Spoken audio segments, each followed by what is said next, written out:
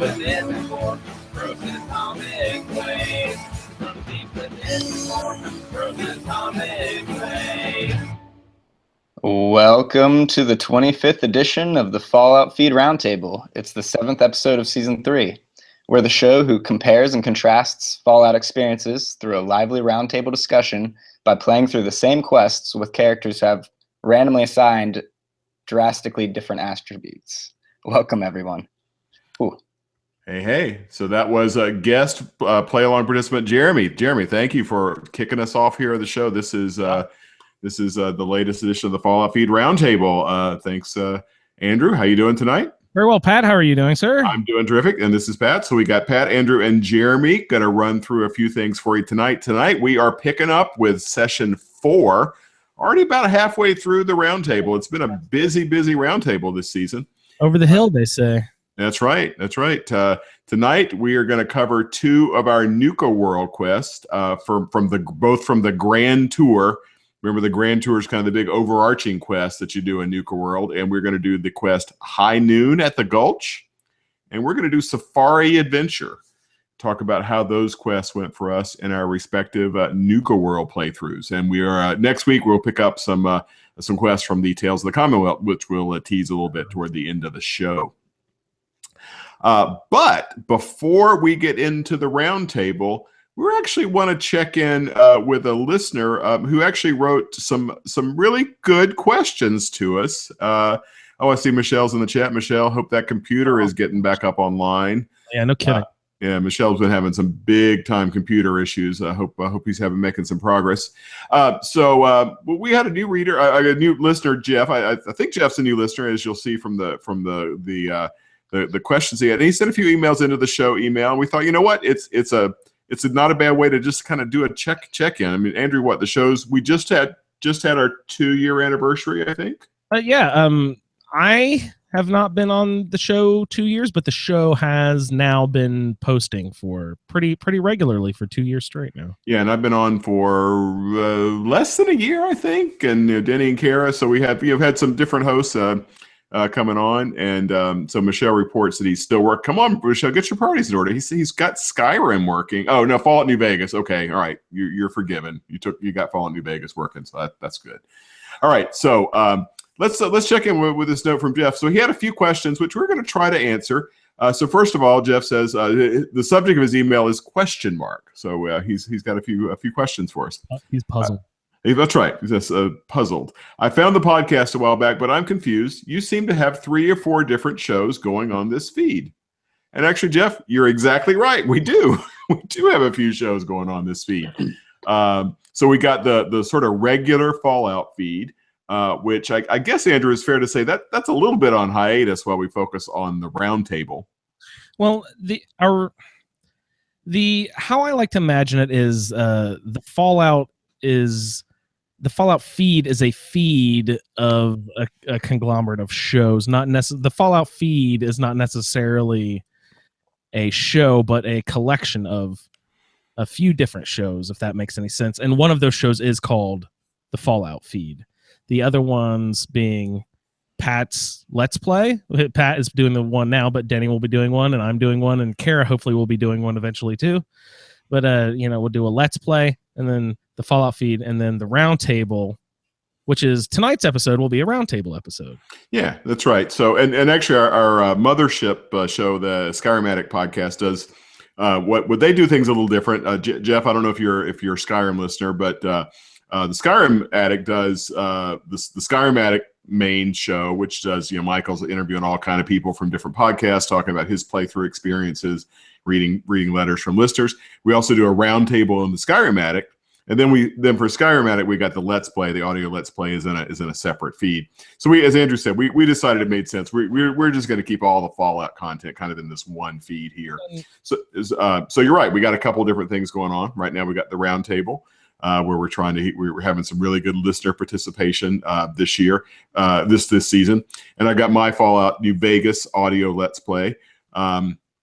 And I hope having a lot of I'm having a lot of fun with that. I think we had a few listeners who were having some fun with it as well. So I know a lot of listeners, Jeff, I don't know if you're in this boat, like to kind of binge binge the Let's Plays and maybe do 6 or 8 at a time. Maybe let's spend a day at work or in the car listening to those. So hopefully you can set your podcatcher to whatever app you're using to listen to podcasts. So if you can, hopefully you can maybe do a little sorting or some manual sorting. My podcatcher lets me do playlists. So I typically kind of binge through a podcast at a time. I like to save up Michael's Let's Play or some of the other Skyrim Let's Plays and binge through those. So that's what a lot of people in the audience do. They like to kind of go through 6 or 8 Let's Plays kind of right in a row and really get a feel for what's going on in the audio Let's Play. Jeff very nicely says he likes the New Vegas Let's Play playthrough. So Jeff, thank you for listening to that. I hope you're having some fun joining Arthur in the wasteland, the Mojave wasteland. And then Jeff says he also likes and I'll quote here, the thing with the girl in the vault with all the robots. And that is a good friend of the show, Laura. Laura is the host, the actual real life person's host name. The character she plays, the girl in the vault, is Susan. So Susan is the star of her very own separate podcast, which is available at vault97.com. Welcome to West Vault Radio. That's right. And that is, Jeff, it sounds like you not sure if you're only hearing Susan here on our show or if you're picking her up. I definitely encourage you to go over and listen to her show, which West Vault Radio. It's available on iTunes. You can go find the links at vault97.com. So Laura and her producer / mastermind Luke have done an in-universe podcast that is just really, really terrific. And I don't want to steal her thunder by trying to explain it, but Laura has been good enough to jump on our show a couple times, including sometimes in character as Susan in the King of the Bunker Hill game show that Andrew's been running. So Laura's Laura again has been a terrific friend of the show. We got a lot of friends of the show, and that's something else that I think all the ASA shows try to do is really promote the podcasting community. Right? We talk about our stuff, but we also like to get people listening to other Skyrim shows, to other Fallout shows, and sharing the podcast experience. So final note from Jeff here is I'm not sure what's going on with other stuff. Is there a place to watch you play? I feel like I'm missing something. I clicked links in the podcast but didn't see a website or anything. So a couple things there. We don't have any regular video Let's Plays. Every now and then on the ASA podcasting YouTube channel, some of us will pop up a video of some interesting gameplay or some specific things like that. So you can go to YouTube and search for ASA podcasting, and that's where you'll find a bunch of different videos. You'll actually also find some of the show's audio archived as well. There's also our website, asapodcasting.com, and there you'll find links to the other podcast shows, etc. But to tell you the truth, the place where you'll find sort of the most interactivity is on the Facebook group. That's where a lot of the listeners of the show, of both the shows, have come, and we share a lot of people share funny playthrough experiences. We shared news about all these games that we love, other games we love. I mean, there's been a lot of talk about No Man's Sky and Prey and Horizon Zero Dawn has gotten a lot of attention on the group. So if you're a Facebook user, come over and join us on facebook.com/group/a Skyrimatic podcast. I think. Oh, I'm being bad with the link. I haven't done it in a while. But check out the Facebook group. We have a lot going on there all the time as well. Yeah, that's great. Well said, Pat. I think it sums up. Thanks so much for listening, by the way, Jeff. That's great. I know that we're a little bit of a clusterfuck of a group of shows, but we just like talking about Fallout. Or were there any other friendly shows that we needed to? Mind Fog. Yeah, that's the other. I think in terms of active Fallout podcasts, Aaron's Mind Fog show is really true. It's in universe. Aaron is doing a really slow but just wonderful playthrough of Fallout 4.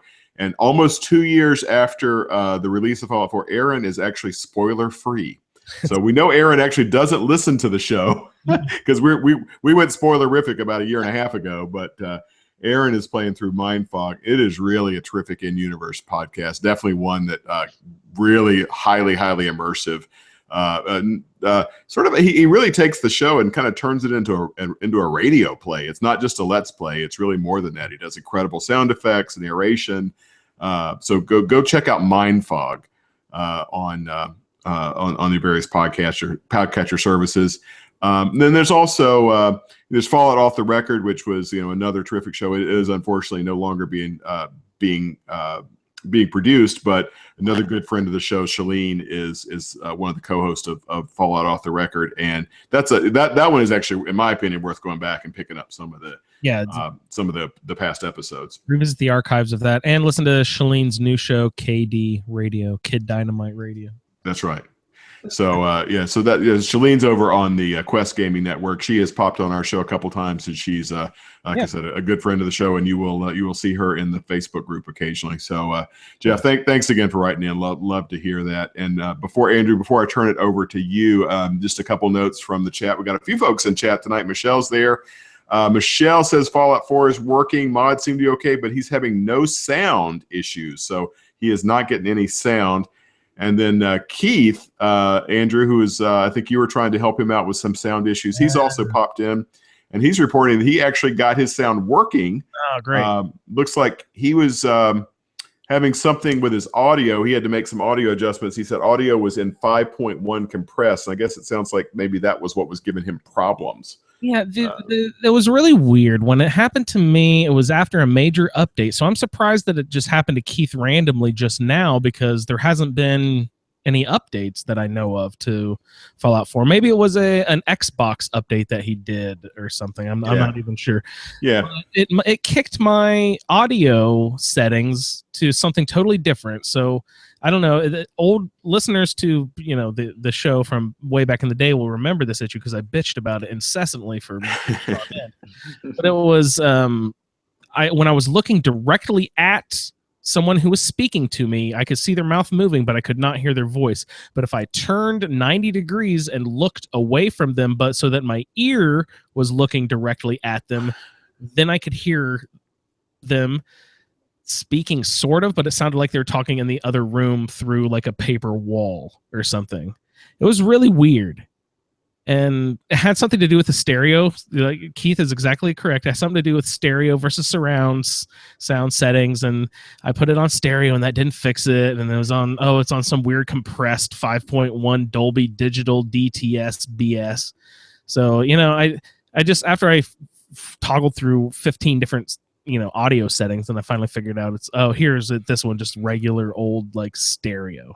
There you go. Oh wait, now I can hear everybody again. And then I started hearing Deacon and Piper, and I was like, maybe I want to go back. Yeah, I don't think the game would be the same if you couldn't experience the audio.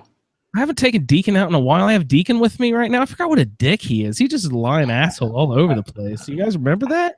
It's been a while since I played with Deacon. Yeah.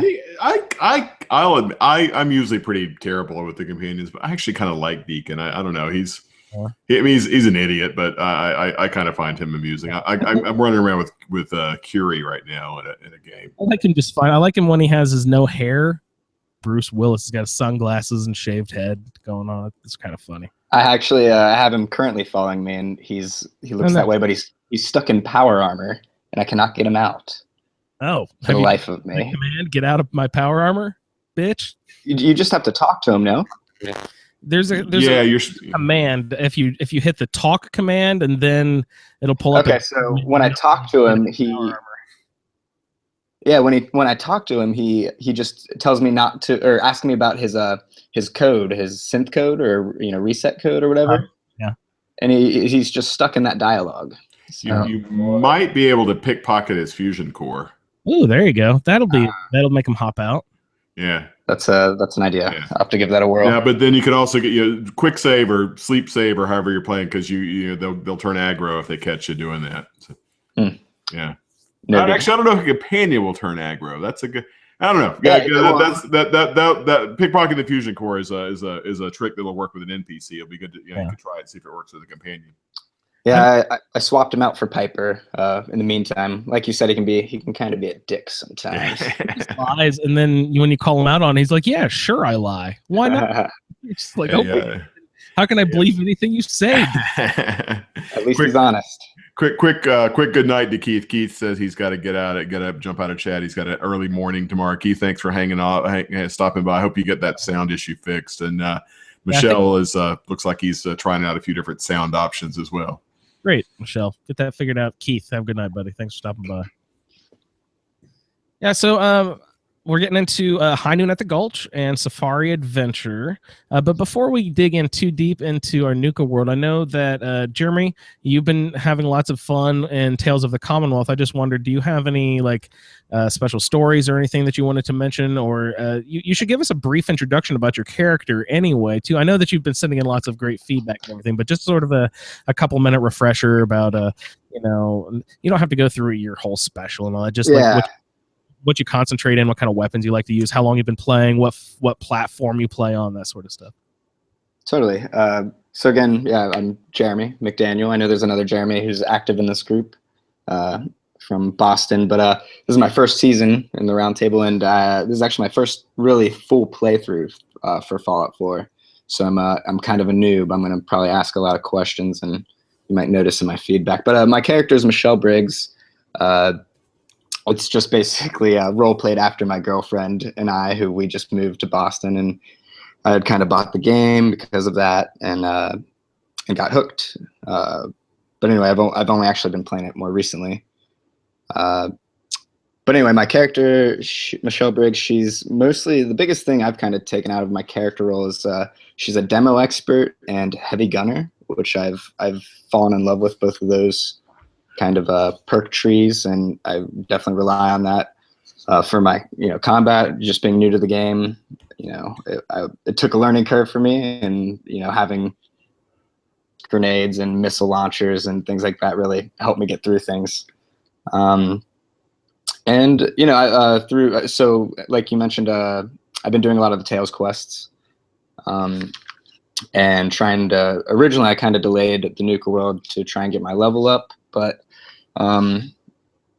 I've kind of gotten away from it. Now I'm level 34, and I still haven't gotten to Nuka world, and that's what I'm heading to do next. But really enjoying the playthrough of the Tales, certainly, and mostly just playing through Railroad and main story quests. Nice.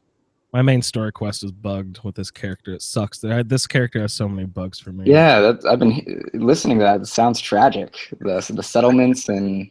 But at least none of the Nuka world or Tales of the Commonwealth is bugged yet. So I'm just going to keep chugging on through as long as I can. What sort of a platform are you playing on? Oh, yeah, Xbox One. Xbox One, me too. Do you pound out the mods? I when I first got the game, I obviously played the vanilla version, but I didn't get too deep into it. But this playthrough, I decided I definitely to get into the mods. Like, why not, since they're available? And yeah, I kind of got the armor and weapon keyword ones, and those armor ones where you could stack your armors. Oh, nice. And I just downloaded some settlements and enjoying that. I have a couple making the Commonwealth more tree-like or springtime trees and grass. Mm-hmm. And the only other maybe big one I really like is Man's Best Friend, I think it's called, is where you can have dog meat as a follower always, and then another NPC. Yeah, of course.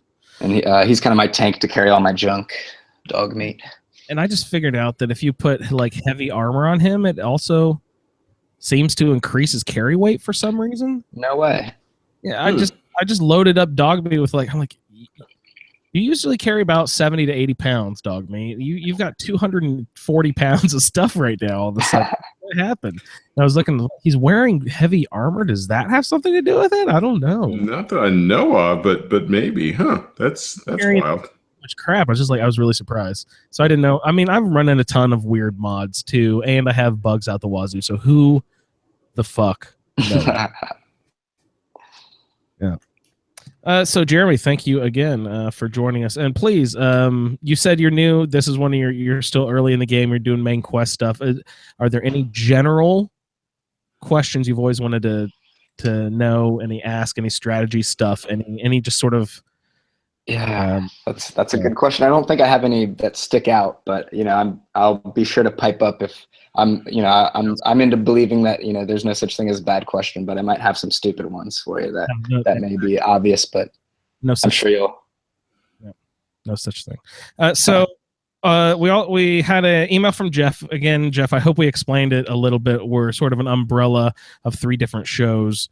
We've got the Roundtable, which this is. We just and did we explain the Roundtable? In the intro, we sort of give our mission statement. It's just each person, we have a random stats generator that is found on our website at asapodcasting.com. If you go to the Fallout section of the website and scroll down, you'll see a random character generator. You click on that, and it'll bring up a character that is totally different from all the other people in the group. And then we get together and explain how the differences in our assigned roles led us to complete our goals in the game, and basically how the difference of our normal play style correspond with our new roundtable character, and how those differences play out, and how that affects your strategy and how you play the game and stuff. So that's basically the Roundtable. And again, Pat does or we'll all do but a let's play, and then we have sort of our normal general Fallout chat. So thank you again, Jeff, for writing in. We also have an email from Paul. Let me see if I can pull that one up here real quick. Paul, he's been doing lots of really good feedback too.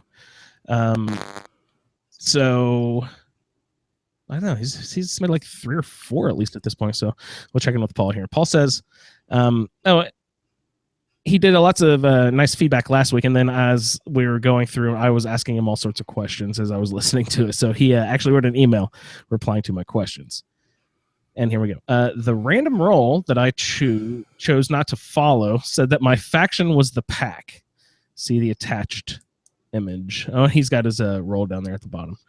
Okay. I hate the Disciples, so I will shaft them. I decided to use the Diplomat build.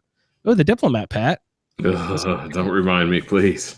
I was inspired by what your group did for Far Harbor last year, and I didn't like my role all that much. You know what, Paul? If you didn't like your role that much, you could just roll and roll and roll until you get one that you do. You know what I mean? Nothing wrong with that. But there's no skin off of your teeth for using the Fudge Muppet rolls. We had a whole season where most of us used Fudge Muppet rolls. So we do like to shout out the Fudge Muppet guys. If any new listeners don't know Fudge Muppet, they basically plan out your first 50 perks that you'll cash in from the perk tree, and wedge them into sort of like a story format for your character. So it's basically just building a role for your character and then planning out your first 50 perks that you cash in. He continues, I was inspired by what your group did for Far Harbor last year, and I didn't like my role that much. Intimidation isn't working out, but I'm having fun moving my squad around. I did the Unlimited Companion mod because of Andrew's tales of rolling through the Commonwealth with I also tend to go at it alone normally in the game. Everyone loves to go at it alone. I'm the only person who likes followers, but I'm all about followers. Oh, that's awesome. Great. I'm glad that I've pulled another sheep into the flock, Jeremy. But Paul, you will be glad to know that I inspired you to use followers, but because of your use of like 5 or 6 followers at once, you inspired me to in turn try to bust the game and get as many followers as I could. So I not only loaded the followers mod, the Unlimited Companion mod, but I also loaded another mod called Create Followers. So I can also create followers of different, you can create any enemy or animal or person. Basically, they have like different people that you can create too. So I've been having lots of fun with that. And my character right now, I have collected all the base game followers. I've collected old long nuts from Far Harbor and Nuka World. No, I can't get Nuka World because I killed Gage. So Gage is dead. I pulled that move before I loaded this mod and was trying to collect all the followers. And when I realized Gage was dead, I was like, oh crap, that really stinks. But I loaded it on a different character and I was just playing around with this mod, Paul, and it's really fun because I was going out with different parties. I was like, this time I'm going to make a bloated glowing one, a Brahmin, and a little boy from the Institute. And we're going to go out and we're going to kill stuff. And it was really fun. The Brahmin don't really attack. I don't know if they do damage, but they don't run away. They're kind of fun to take out, you know. But it's good stuff. So thank you for inspiring me to do that, Paul. All right. So I noticed. Oh, echo. Yeah. You have an echo? Let me pop out. Okay. Paul continues here. Sorry. Maybe I will break Preston out of the Museum of Freedom after I control the Commonwealth, but I doubt that he will want to romance like my role says to. Oh, come on. Preston is open-minded. Porter Gage is one of my companions, like the role wanted. Oh, nice. You got Gage. I killed him. Good for you. I doubt that I will go to Acadia and make them my faction, though. Okay, no, he doesn't want to have to go team up with the Sense. That's fine. Do what you want. The whole role is just sort of like guidelines. You know what I mean? I've kind of strayed away from. I haven't completed all of our perk chart and stuff like that. I'm just taking it as guidelines. It's just supposed to have fun, guys. That's the whole point of the roundtable. And Paul continues here. Sorry, I have been dropping the standard followers so far. Now that I am down to 4 followers and a dog. 4 followers, that's a lot. That's 5. I will keep Gage and Kate along with Audrey and Birdie. Oh, he's got Tales from the Commonwealth followers going with him too. Audrey, nice. We make a good squad. I am playing on very hard so I can fast travel around. That will help with the ending of Nuka World when I expand my criminal enterprise back into the Commonwealth. Oh, nice. He's going to do the full Raiders take over the Commonwealth. That's fun. I'm excited to see how that actually plays out. So everyone who's got that role, please report in with that. I looked up on Nukipedia the console commands for fixing Dance's glitch, but decided to leave it alone. I have played that part of Tales of the Commonwealth last year when we talked about it, that mod on the last roundtable. Sorry I don't do Facebook. I tried to do it a few years ago, but all those jerks from high school 45 years ago kept showing up. I hated them when I was going to high school back in the 70s, and I don't need them to keep showing up with their grandkids now. But thanks for your efforts on the podcast. That's hilarious. Hey, man, no skin off your teeth for not using Facebook. I know it's not for everybody. There actually are a few people who use Facebook just for our group. They don't go onto Facebook for any other reason. They don't have other friends. They're just members of our group, and that's it. So it is possible, Paul, that we are having a good time over there. So awesome. Thank you so much for writing into the show, Paul, and keep the great feedback coming in. Hey, so Andrew, I had one question for you about your crazy follower mod. I saw some of the pictures you posted online had Liberty Prime in the picture. Do you create a fresh Liberty Prime, or do you steal the in-game Liberty Prime and make it a follower? It's okay. I don't know if I actually asked Victor this when he was on the show. I meant to ask him, but why the chemistry bench, Pat? Every mod uses the chemistry bench to produce a holotape or a. It's just that piece of equipment is the most flexible, because in the base game on the chemistry bench, you've got drugs, you've got grenades, you've got mines, you've got traps, you've got healing. So it's inherently got a lot of flexibility, as opposed to the cook stove only does food, the weapons only do weapons, armor does armor. So there's not as much flexibility in those because the chemistry bench is already inherently flexible. It's easier for the mod authors to use that. Not all of them do. Every now and then you'll see a mod author who says, and you don't have to use a chemistry bench, and they say they've done it a different way, they've done a tape. Like there's one of the cheat mods uses a holotape instead of the chemistry bench. Yeah, the ones that use the holotape, but you have to build the holotape in the chemistry bench first. Well, that's true. There is that. Yeah, but the cheat mod. Let's see, what does it do? Does it? I think the cheat mod I use shows up in your miscellaneous inventory. I don't think you have to build it. I think it just shows up there. And there's other mods that they'll say, you go get this item and they'll put it in a vault, or they'll put it in, a particular location in the game, they'll say, go to this location and grab this item, and that'll enable the cheat. So I think the ones that do it in the chemistry bench is just sort of because it's so flexible.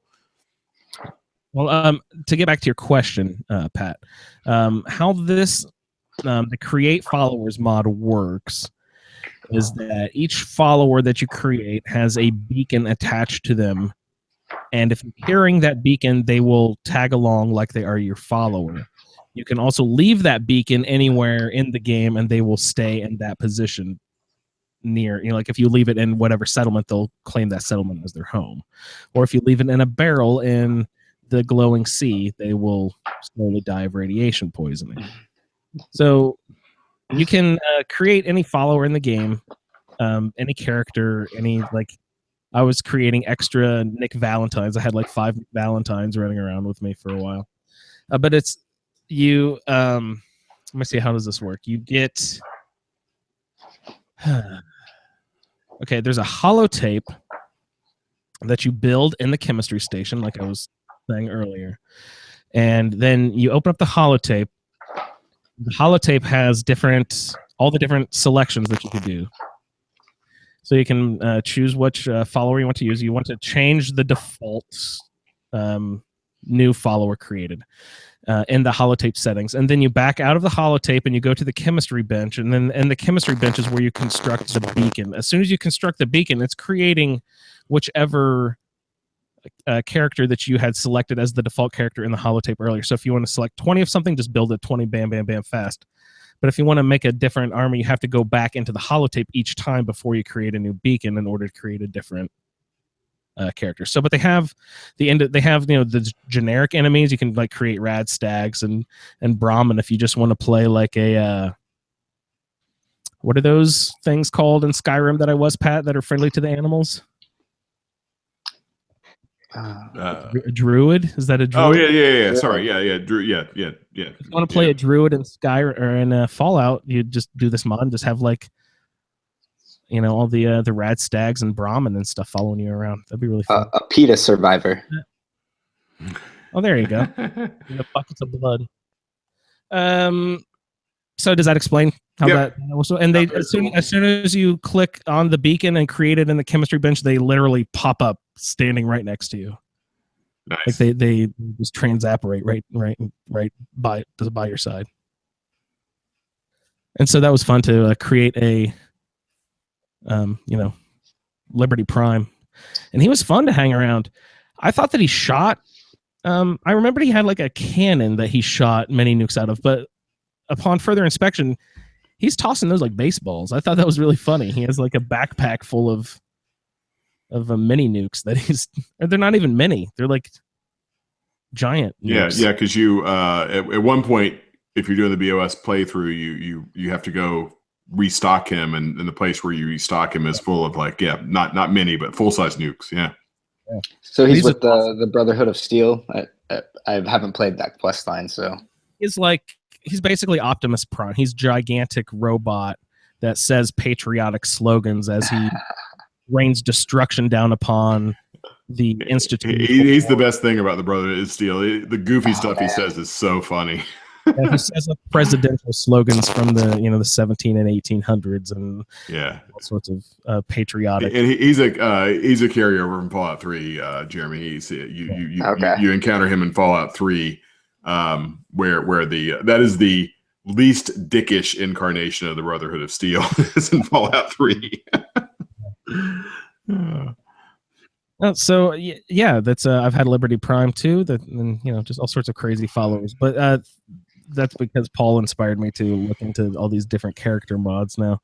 I thought I was going crazy with characters earlier. You should see me now. All right, Pat, do you want to get into some quest for this evening? Yeah, let's do it. So we got, as we said at the top of the show, we got 2 quests going on. We got High Noon at the Gulch and Safari Adventure. Let me. I'll kick us off with High Noon at the Gulch. I'll give a little bit of my playthrough and then hear from you guys how your playthroughs of that went. So of the sort of main playthroughs that you do, I find this one really annoying. I think the way those bloodworms pop out of pop out of the ground is really annoying. So I try. This is one I always try to get through as quickly as possible, just to get through it. So, this is one. Remember, the grand tour is sort of the overarching quest, and basically Gage says you got to go take over the park. And we've already covered a couple of locations. We covered the Kitty Kingdom. We covered the World of Refreshment, which is the new Coca-Cola bottling plant. And after this, we'll have one more left from that series of 5 in the Grand Tour. So this is the third one we're covering. You can take them in any order, of course, but we're running them here in this order for the roundtable. So you go off to I think this one is kind of in the north. It's sort of to the northwest relative to your headquarters, or at least I headquarters at Fizz Top Mountain. I like that just because it's, you got to work, but there's no workbench, but you have all the other items. You got a bed, it's fairly close to the doctor and the store and everything else. So I stick at Fizz Top Mountain. So you're cruising over there, and you find as you approach it, you see it is like a sort of some kind of Western theme, and I think you get jumped by a couple of bloodworms before you even get into the gulch area proper. So you get a nice taste of bloodworms, which to me they're just totally the graboids from Tremors. I don't know if you guys are Tremors. Yeah, they're smaller. Yeah, they're not as big as the graboids, but they have the same kind of creepy, like sucker mouths, and they pop out of the earth. Is that the official name of the monster? I never knew that's. I believe graboids is the official name. Yeah. The xenomorph is to Alien as graboids is to Tremors. Yeah, I guess so. Yeah. So you go in there, and once you fight your way past a couple of bloodworms, or maybe more than a couple. I think it was 4 or 5 for me. And you see there's a Protectron with a cowboy hat standing there at the entrance to the gulch. And you talk to him, and he says he's kind of confused. He thinks you're just a visitor to the park. He doesn't really kind of get what's going on. Now, here's what I do to sort of make this go as quickly as possible. I don't know if you guys know this, but if you have robotics expert, you get special dialogue options when you're talking to these robots. And basically it says, it gives you a little yellow robotics expert in your dialogue tree, and you pop it, and your character says, "Oh, enough of this. We're gonna go into override mode," or slightly different variations of that theme. I forget exactly what it says. So you do that, and basically you don't have to do the thing the robot tells you to do. You can just say, give me the MacGuffin, and you don't have to do the quest line. Yeah, I did that too. I was hoping that you didn't, so that you could. Do you remember what the process otherwise would be? There's each one. So the robot tells you, the sheriff robot says, go help these other 3 robots. And one of them is like the Giddy Up Kid or something. Yeah, you have to round up some. I think it's some Giddy Up Buttercups. You have to give some Giddy Up Buttercups back into the corral, right? That's for that guy. And then one of them, you have to serve some Nuka-Colas to to people. Got to deliver Nuka-Colas. One of them's like upstairs at a table with a dead guy. Yeah. About 200 years too late. Sorry, pal. Yeah. And then the other one is, what is the third one? I don't remember it. Jeremy, do you remember the third robot task you have in the Gulch quest? This is where I'm going to be zero help. No worries. No worries. Anyway, so you basically you can override the robots and just say, screw you, guy. The other thing you can do is you actually just kill the robot. You don't actually have to. You can just brute force it if you don't mind just killing them outright. You find the MacGuffin on their corpse. And what do? You collect like 3 different pieces of something. Is this the combination code? Yeah. It's a combination code to a safe. Okay. And you get that, and then your quest mark. You get all 3 combination codes. The quest marker switches over to a safe. You go open the safe, and I believe it gives you the key to the what is it? The Dry Gulch Mine or something. The Mad Madigan. Mad Madigan. Yeah. Mad Madigan's mine. Wait, no, that's from. Is that from Willow? No. No, that's Mad Mardigan. Mad Mulligan is from the game. Mad Mulligan. Yeah. I think maybe it is Mulligan. I'll pull this up on the Wikipedia. Yeah, Mad Mardigan is the Willow character played by Val Kilmer. Classic film there. Good film reference. Hey Pat, I forgot to ask you, what was your round table role? How are you fighting those those bloodworms and stuff? What are you using to I picked up Gunslinger, so I am mostly doing the Deliverer because I was assigned the Railroad, and I think I can't remember if I talked about it. I certainly sort of outed myself on the Facebook group as having kind of screwed up my Railroad. Oh no, I don't think I talked about it on the show. So all right. So I'm doing the Railroad. I was doing the Railroad playthrough as assigned. Merrily tripping along, doing the stupid Mila things, doing the DIA caches, getting my ballistic weave on. Got my ballistic weave 5 going. Right around my badass running around the wasteland with my ballistic weave 5. So I'm doing the Bunker Hill quest, where you got to go. If depending on who you're doing, you either rescue the synths or you turn the synths in. Yeah. So I'm friendly with everybody. So I'm doing Bunker Hill. I'm playing the Railroad, so they love me. I'm doing the part of. I'm still in the part of the Railroad where you're pretending to help the Institute, so the synths love me. The Brotherhood doesn't care, doesn't give a shit about me. So I'm walking around Bunker Hill. Nobody's shooting at me. So I just walk down into the basement with the synths and free the. This is in the main quest line. Of course, we've done the regular Roundtable, right? So I free the synths. Say you fuckers go home. Somebody's going to come get you or whatever it is you say to them. Yeah. And then I'm leaving, and I decided I'm going to get cute because I have the pickpocket quest. I have the pickpocket perk, which I've never used before. And I said, you know what, I'm going to get cute with that. So I decided, the Railroad heavies carry Gauss rifles, which use the 2mm, whatever those chart there. The ammunition for those things is expensive as hell. So I said, there's all these Railroad heavies. Oh, I'm going to take their ammunition so I can sell it. The 2mm electric charge. Yeah, the ECP, electron charge pack, whatever the hell they are. Very expensive ammo. So you can pick about 30. I think they're worth 4 each or something. So you pick about 20 off of those. It's a pretty nice little haul. So I'm going around, I'm pickpocketing some Railroad heavies, and all of a sudden one of the fuckers catches me. Pickpocketing them, of course. One of them catches me and goes all aggro. And of course they all go aggro. So rather than fighting though, because those Gauss rifles are tough, I just run away. I just say, screw you guys, I'm done with this quest. I just leave. And I just leave Bunker Hill. And I go about my way and I start doing some other quests, blah, blah, blah, blah, blah. And then like 3 or 4 levels later, I go to the Railroad to turn some shit in. All those fuckers are hostile on me. Everybody in the Railroad is hostile on me. So I kind of, except for Pam, who I kind of slightly killed in revenge, but that's so bad that he killed Pam in revenge when he said that he just said that she was the one who didn't go aggro. So why would he kill her for revenge? That makes no sense, Pat. What are you doing? I'm curious if the ones that he successfully pickpocketed the ammo from, if they were able to shoot at him. Well, he said he ran away so quickly. That makes me wonder. The word spreads pretty quick. Like they're over there at Bunker Hill doing some light shopping over at the marketplace and, battling the Brotherhood of Steel. And then they're like, they have to send back by talkies or anything. What are these people? Are they sending the T-terminal? Yeah. T-mail. T-mail. I forgot about T-mail. Totally. That's right. Good call.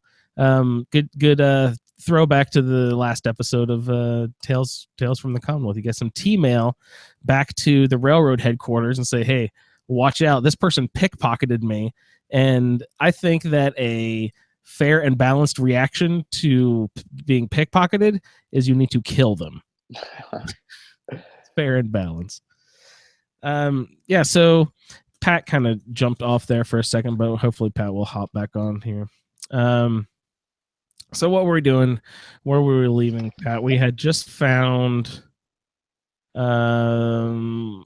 we were in all the combination pieces, and we're getting this and that safe key to Mad Mulligan's mine. So we enter the mine, and we find that there is a source of bloodworms that is producing lots of bloodworms. And the main goal is to just go through the whole mine there, eliminating bloodworms as you go, and exterminating the source of the bloodworms. And then, of course, you can hop back out and report back to the sheriff, Protectron guy wearing the 10-gallon cowboy hat, and cash in the High Noon at the Gulch quest.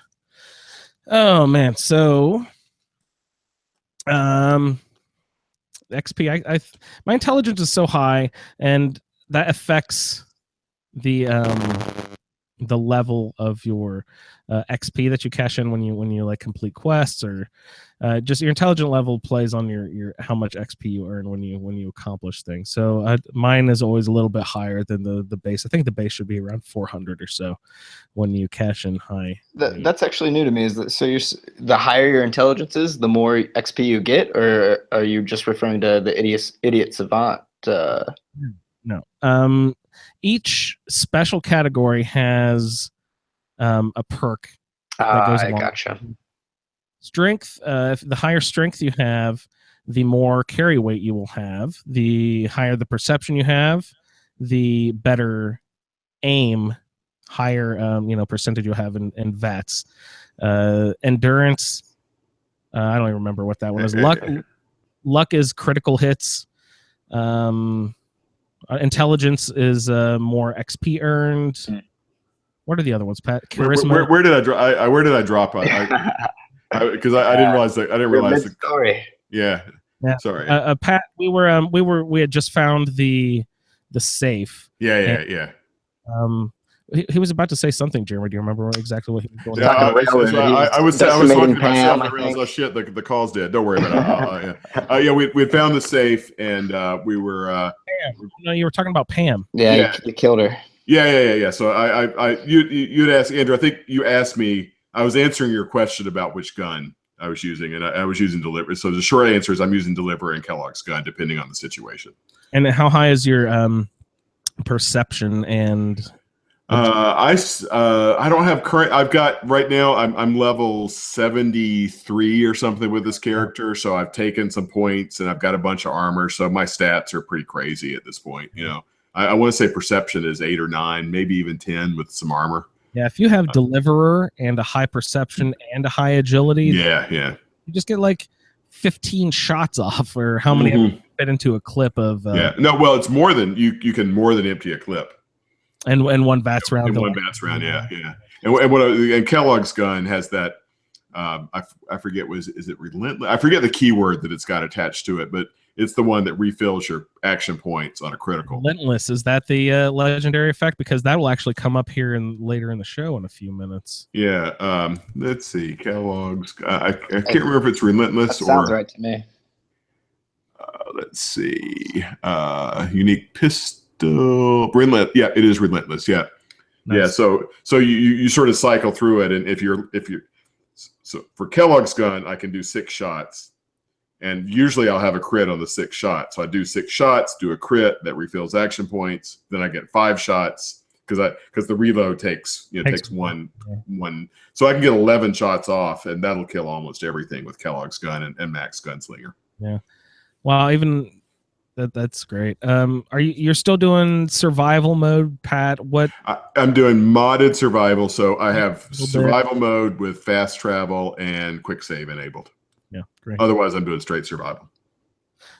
Great. So you killed Pam. I was just saying you killed Pam, even though she was the only one in the railroad that didn't go aggro on you. Yeah, I was irritated. And then I've got several quests that are bugged, like the one like Pam. I'm still supposed to turn in the courser to Pam, but she's dead.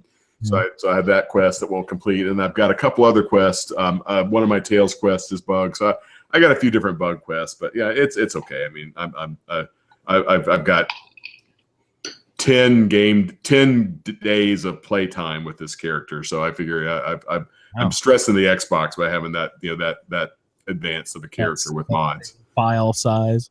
Yeah, exactly. Yeah. The Pat, this is my highest level character ever, and we're only just over halfway through the season. Nice. So what are you up to with yours? Susan is level 69 and like a half or nice. Yeah. So all of my other characters, my Roundtable characters, I was looking at some of the other ones, and they were like level 40, mid 40s. I think the higher ones were level 50, 52. Something like that. It's like level 69 already, and we're only that just goes to show what playing on survival mode, the difficulty, how much more XP you earn by killing things in survival mode, plus with high intelligence that boosts it up even more. How many days of play is that? I'm like six days on this character, I think. Something like that. It's weird to me. It's still weird to me that they measure it in days. In Skyrim, they always measured it in hours. So it was always like a character like, 216 hours. And now I'm like 6 days. That sounds worse somehow. Agree. Well, and you remember, it depending on how often you die, it's actually worse than that, right? Because it only, exactly. you're starting over, so you're. Like, cause I even though I have quick save enabled, like every time I play, I will lose like half an hour of gameplay just because I'm an idiot and don't save. Save often. Yeah. I've learned. Speaking of modded survival, I'm also doing survival mode with a bunch of different mods to tweak it. Because of my like water situation and food not being able to reproduce, I've had to change the rate at which I get hungry and stuff. Otherwise, I would just be dying all the time because of hunger. Yeah, I'm having the water bug, but only in Sanctuary. So my other settlements are cranking out water, and I just when I run out of water in Sanctuary, I just by the time I run out of water, Beantown Brewery will have reset. So I just run over there and grab about 100 bottles and fill them up. It takes like 10 minutes. That's my solution rather than yours works too, but that's the way I deal with it. Just go to Beantown Brewery. And like one time I'll get dirty water so I can make noodle cups. The next time I'll get purified water. It's survival options, I believe, is the name of the mod. Yeah. That's a handy mod because I've used that when I've had trouble, like killing a particular enemy and I didn't want to start over or whatever, because you can dial up your damage, like for one enemy and then turn it back to normal or whatever. Another thing I really like about this mod is you can change the refresh rate of cells after you kill stuff. And so like I set it to as quickly as possible. So every time I go back to a place, there's always new people to collect junk off of. Me, I'm a junk hound, so that's great. Yeah, that's once you get to high levels, that's not a problem. But if you're low level, you don't want that to happen because if survival resets slower on average in vanilla, and so that way, because it's more dangerous to travel, right? So it's actually nice to have like I've got another game. I started up a vanilla survival game just because I missed the survival experience. So I have another game, and I kind of recently got my pathway from Sanctuary to Diamond City cleared out, so I can make that run with safety now. I can run. Yeah. Down? I'm sorry. Did you go to Drumlin Diner and down? How do you venture? Take the road exactly. Yeah, so I run cross country from Sanctuary to Drumlin Diner. Then I pick up the road at Drumlin Diner, go down to the intersection just north of Beantown Brewery that's got mines in it, but I don't think they repopulate those mines. And then I hang a left, run along the river, and then cross the bridge that's got the boat that's rammed into it. With the raiders down there. Yeah. So that's my favorite way, because once you get it cleared out, because the other way there's Yao Guai and you run into super mutants, and I mean you sometimes will run into synths ghouls or super mutants along that road, but you also get interesting you get interesting encounters along that road. Sometimes you get like the chick who tries to get you to go out to the wrecked airplane, and you get some of the I've met Gene the dog seller along that road, so it's not a bad road just to make interesting NPC encounters. I wouldn't go down that road. Anybody seen Pet Sematary recently? It has been a while. It's the guy who plays Herman Munster. No, maybe not. Red Gwyn. So Pat, before you hopped off, we were going through High Noon at the Gulch, and we had just found the safe with the key, and I kind of just breezed through the end where we have to go into the mine, and I don't really have many of the details. I know that there was a source of bloodworms. Do you recall what it was? A bloodworm mother or something. Let's see. I got it. I got the quest pulled up. It is it is Mad Mulligan's mine. I don't know if you confirm that. The bloodworm queen. So you find the bloodworm queen, and she is actually not particularly tough. I mean, Yeah. she's not that much tougher than just a regular bloodworm. So you get her killed, and then you go back to the sheriff, and that's the end. Oh well, you do the assign a gang to it thing. You tell raise the gang flag. I've killed all the gangs. Can I still raise a flag? Or can I raise a Minuteman flag? Is that an option? I don't think so. Because the way I did it in my regular playthrough, where I kill all the raiders, I assigned them first, and then I killed them later. So I don't think, and I don't know what happens. I don't know what happens. You'll have to give that a try. So you kill them all. Yeah. So you go and you kill the mother, and you hop back out, and you patch it into Sheriff Robot Guy. Yeah. Nice. High noon at the Gulch. How did your roundtable roll play any sort of determination on how you went about your strategy or anything? No. I think let's see. No, not in that one. Again, Gunslinger I use every time, right? So and actually one thing we haven't talked about some of the I was explaining the pickpocket thing would made me go aggro with the railroad, but the other thing is I have my Mysterious Stranger maxed out, and even maxed out, that thing does not. I mean, it's nice when it shows up because it'll sometimes a couple times it showed up and bailed me out of a death claw or a nasty super mutant or something. So it's nice, but it does not show up that often, even with Max really? Mysterious Stranger.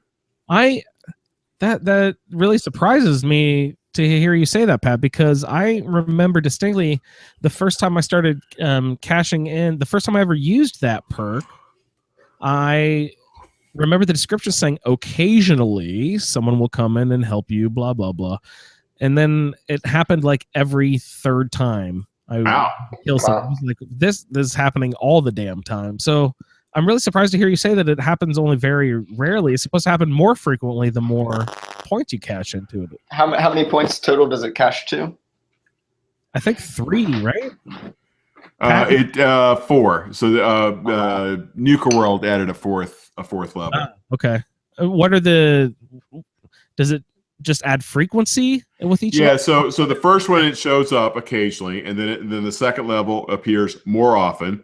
The third level appears more often, and when he kills an opponent, there's a chance your critical meter gets filled. And then the fourth level, he appears more often, and then there's a high chance that your critical meter gets filled. And I actually have not. I got the wiki pulled up. Geez, no wonder it is. Okay, it is only 14% even with the highest rank. Oh, wow. And it does not go up with high luck. Yeah, so that's pretty low compared to I think the earlier games. Weird. To spend four perk points. Yeah. Only a 14%. So that means that the first one is probably only 4. It's 10. First one's 10. It's 10, 12, 14. That's it. Oh, jeez. Oh. And he looks like Nick. Yeah. I was like, hey, Nick. Oh, wait, that's not Nick. I keep forgetting to run. So what I've been doing with companions in this game, I dutifully, I was assigned Hancock, and I got Hancock, got his max affinity, had the sex with him, but I ditched him at my Kingsport Lighthouse. So the companions that I don't like, I send to Kingsport Lighthouse, and the ones that I do like, I send to Sanctuary. Do you take their clothes or anything before you banish them? No, I dress up like Hancock's running around in military fatigues and a helmet, so he's well kitted out. He's well protected. I'm having a lot of fun decorating all of my followers. Yeah. Have you looked at the pack deer masks by chance? I have not. I have not gone deer mask. If you look at those deer masks, they don't look anything like I thought they would. The deer masks look like, if you're a fan of Mad Magazine, the Spy versus Spy faces. Just long conical faces. And so I put one on Deacon and one on some other follower, like and like I put one in a white lab coat and one in a black lab coat, so it looks like spy versus spy running around in my group. I thought that was so funny. Oh, it's so good. And McCready, I gave him the pack elephant helmet. Oh, that thing is so great. Love those pack helmets. Susan, right now, she's really embracing the widespread catalog of outfits that Nuka World is providing. She was in the Cappy, is it t-shirt and jeans for a while? Yeah. She's been in right now, just because we got into the Gulch. She's been wearing the orange Western outfit with the black cowboy hat. That's really great. And she actually just visited the who are the L. Ron Hubbard, The Hubologists. the Hubologists. Okay, I should have made the Hubbard and Hubologist. Okay, that makes sense. But the Hubologist down there, isn't one of them who sends you off to get all the space helmets? Yep. So I found one of them that wasn't in the Galaxies. I don't remember where I picked it up exactly, but I found one of those so far. So right now she's wearing the orange cowboy outfit with the space helmet because she's just really embracing all the different outfits that you can get at Nuka World. So I'm having lots of fun running around. But speaking of running around Nuka World, this is going to trip off my safari adventure super early, way before we were supposed to. Like one of the first times I went to Nuka World, we did our first quest, and then I decided to just start searching around the perimeter and avoid doing all of our assigned quests within the interior of the park. So I was running around the outside, and I accidentally, if you go around to where the base of the roller coaster, I believe it's called the Angry Anaconda, is under construction right before the bombs fell. They didn't quite get to finish the roller coaster, but there is an access barrier to where you can go. There's a river that flows into the park from the north, and there's basically... there's a wall all the way around the park, except for right there. You can just sort of hop in the river. And I accidentally went into the safari zone of the park without realizing. I thought I was still on the exterior, the north side of the park, running around up in that lake water area. But I accidentally roamed into the park and ran into our new friend, Cito. Is everyone, Pat, what is your first impression of our new friend, Cito? Cito is funny as hell. I like Cito. I always want to say Cheeto too. I don't know why. I know it's Cito with like sort of a soft C or something, but yeah. Like, I think Cito's pretty funny. His affection for his monkey family or ape family, and I had a good time. This. Well, I don't want to get ahead. I think this quest is pretty fun. I like doing the Safari Adventure quest. Yeah, so this one is pretty interesting. It has a little bit more of an involved story than the Gulch. I'll say at least a little more interesting. There's some holocapes that you find along the way here that has a sort of an interesting story with Bradberton, the owner of the amusement park, and his scientists who are working on these new and inventive animal creations over in the the safari zone. Yeah. So I accidentally wandered in the park, like I mentioned, way early on accident and met Cito, and I was like, oh crap, and I sort of ran away, and I talked to him like a little bit, and I was like, wait a second, I'm not supposed to be doing this yet. So I ran off, but my quest had sparked first, so I did run into a couple of our new buddies, the gator claws. What is your first initial impression of these gator claws, Pat? That's actually my least favorite. I mean, they're not at the level I'm running around. They're not very difficult. They don't seem to level. I don't remember hitting a legendary one, and I think they're all just gator claws. So at the level my character's at with the gun she's got, I mean, she doesn't have a problem taking them out pretty easily. I've seen an albino one, I know, in the basement inside. But okay. I don't remember getting that. Interesting. Yeah, because I would have been level 60 probably doing that, because I didn't do it that long ago, and interesting. I don't remember getting any other than just generic gator claws. Now, the one good thing about it is if you're playing survival, then you get a lot of good the gator claw meat is like death claw meat, that it fills you up no matter how hungry you are. Yeah. So I like to save gator claw for like when I wake up and I'm like, very hungry or starving or whatever. And you take the gator claw meat, it wipes out your hunger no matter how starved you are. Have an added bonus where it gives you like +2 strength. It does something. I forget what it is. It gives you, but remember, you don't get the bonus if you're hungry. You only get the bonus if you're not hungry. So you have to eat the item enough to make you not hungry, and then back out of the menu, and then one more item again. That's right. Yeah. So that's what for death claw steaks and gator claw steaks and queen mirelurks, I try to only eat them when I'm really hungry, because that's really efficient, because they will fill you up regardless. Yeah. Yummy gator claw. My initial impression of the gator claw is, if you took one of my favorite enemies in the game is the Gulper from Far Harbor.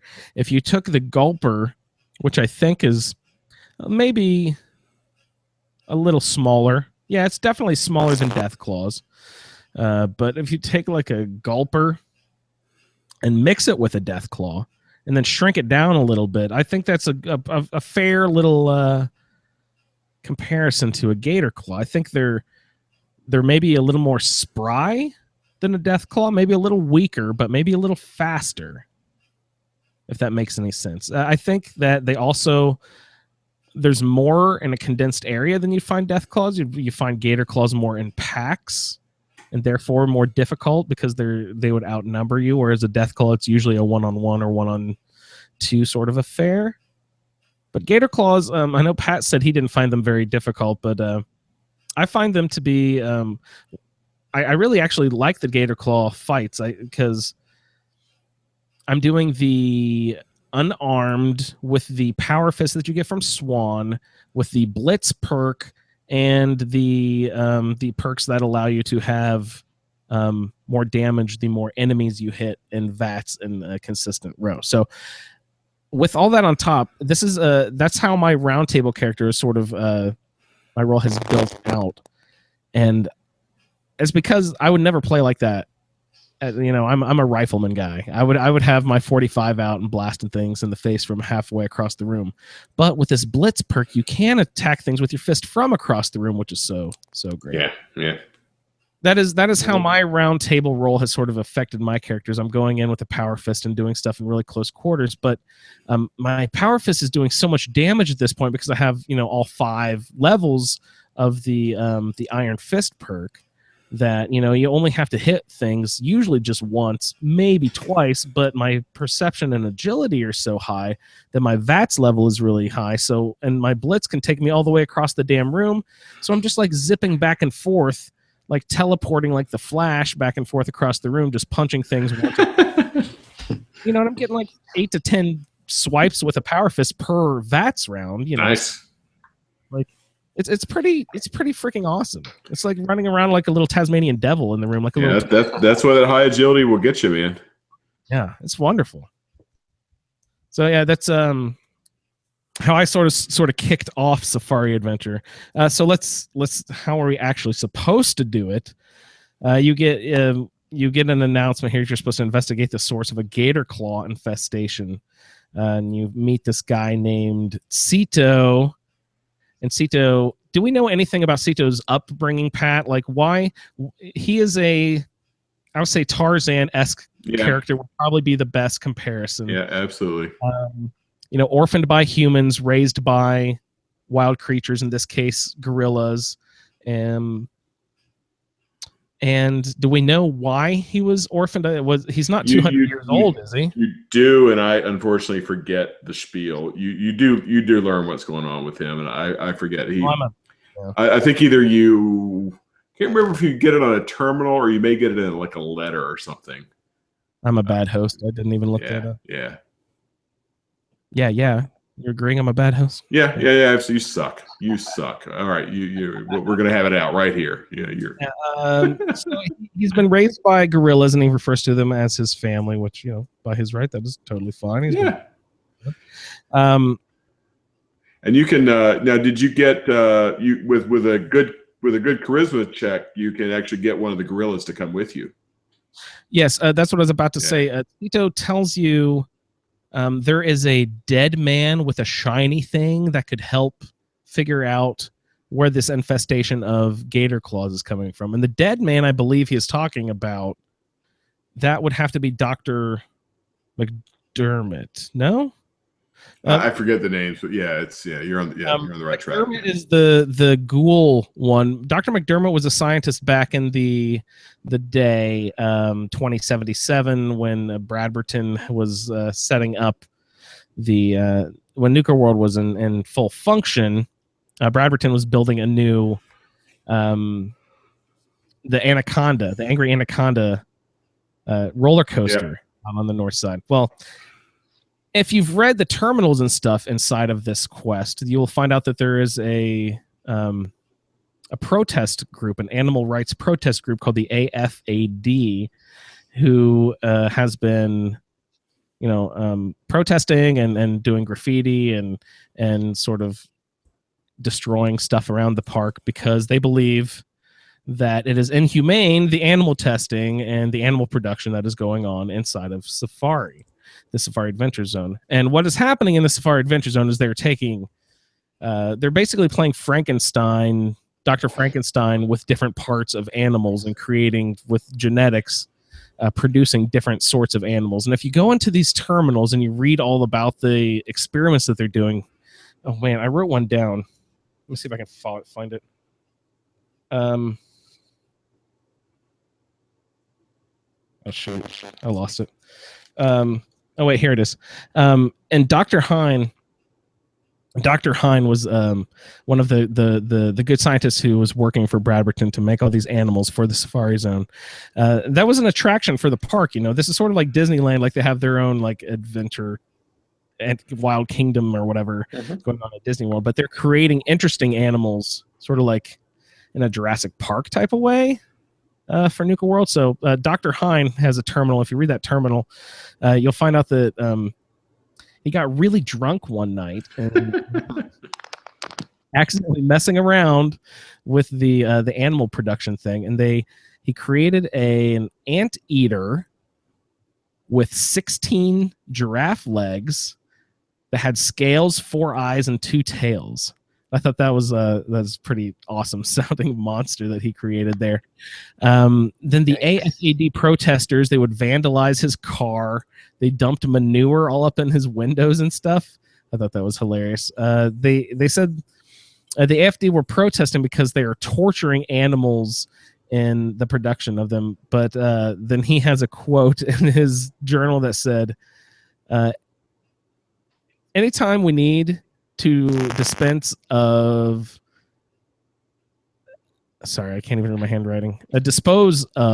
anything in the lab, the death is swift and humane. So I thought that was really funny that he thought that, it's not torture.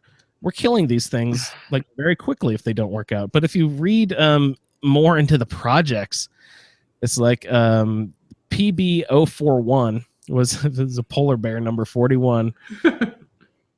The polar bear would be produced inside out, and then the animal would explode as soon as it came out of the production thing. So that was a failure. And anytime they had a failure, they said, oh, and then we had to insert the remains into the incinerator, or the animal into the incinerator, or the failed subject into the incinerator. So they're just burning all these dead animals, or probably the ones that didn't work out, they're burning them alive.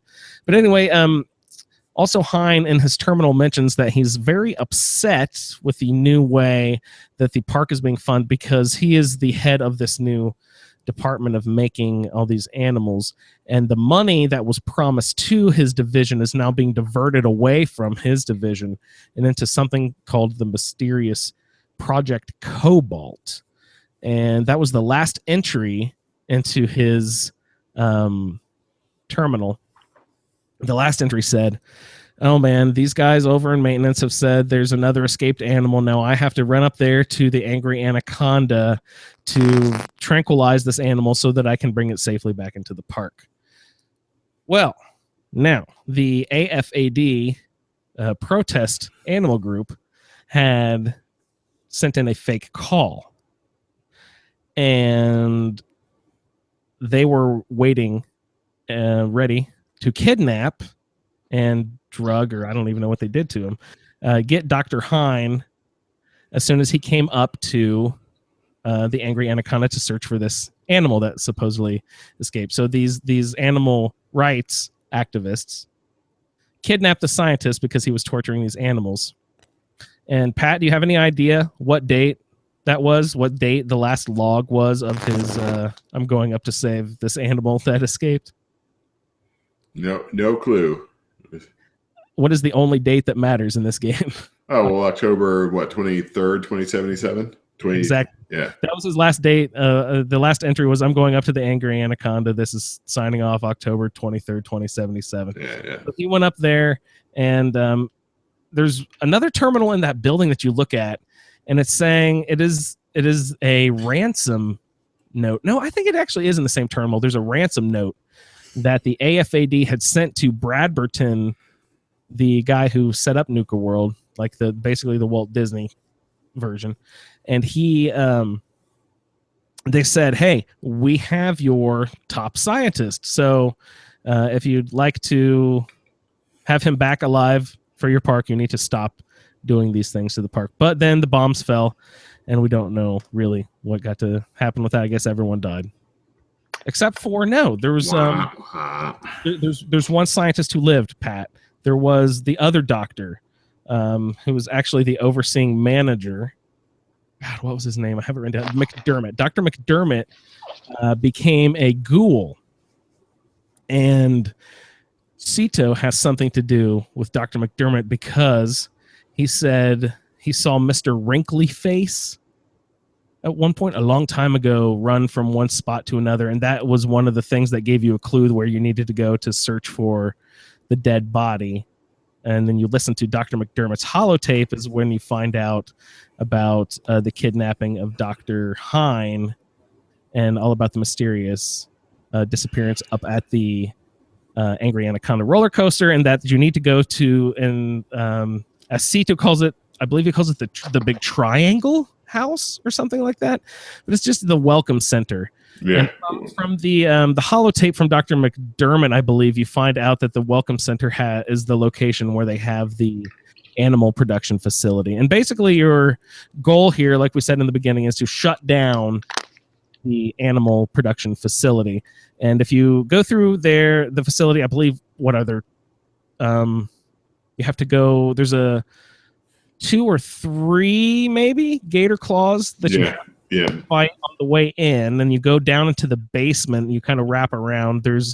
I believe there's also one of those energy producers where you can steal the fusion core off in the corner, but that's where I met the albino deathclaw that I mentioned before. Pat was down in here. But then you shut down the computer, right? There's the big red bank of terminals. So you shut down the computer, you hop on there, and it says, oh, okay, let's stop production. But the thing is, you shut it down and you can get credit. It'll say, successful, you've shut down the animal production, but you can turn it right back on again, and it doesn't take away your credit or anything. So you could just have the death claws be going at all times. So that's pretty fun. But anyway, you shut down the death claw production through the terminal, and then it says, now you have to clear the rest of the area of the park of all the remaining gator claws. And mine was 21. I assume everyone had the same number. Yeah, it's 20 or 21. Yeah. At that point, I think I had 7 or 8 already killed. So you just have to pop out into the park, and they're scattered all over the place. They're like 60 yards one way, 58 yards in the opposite direction. So they're all over that safari land, which is a sizable portion of the park. So it's a big hunt. And like Pat said, that gator claw meat is pretty handy for eating if you're into cooking and stuff. So it is worth collecting those.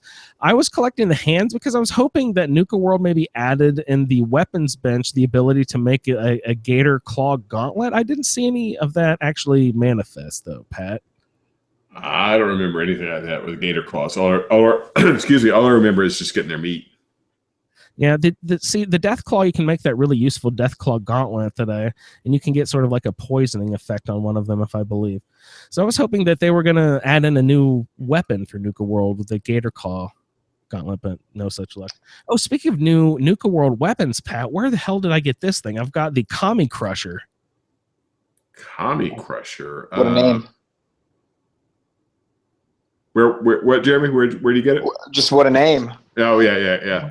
I forget where you picked that. There's Kami Crusher. I don't remember where you picked that up. You know what it is, though? It's the paddle ball thing, right? Is it? No, it's a it's exactly like whack-a-mole. It's a whack-a-mole game, except for it's a little communist. It's a little Chinese men that pop up that you're supposed to whack with your foam hammer. And the Kami Whacker is the foam hammer that does extra damage to something or other at this and that. But I took it to a weapons bench, and I gave it its added bonus of like bladed or saw blades or something. So it looks really cool with a couple of saw blades. Nice. Sort of barbed wired to it. And so Kami Whacker, not Kami Crusher. Kami Whacker. That's pretty funny. So I forget where exactly I picked that up, but so actually, Paul's in the chat. I think Paul says junkyard. So maybe is that that would explain why I don't have it, because I have not done the Hibologists.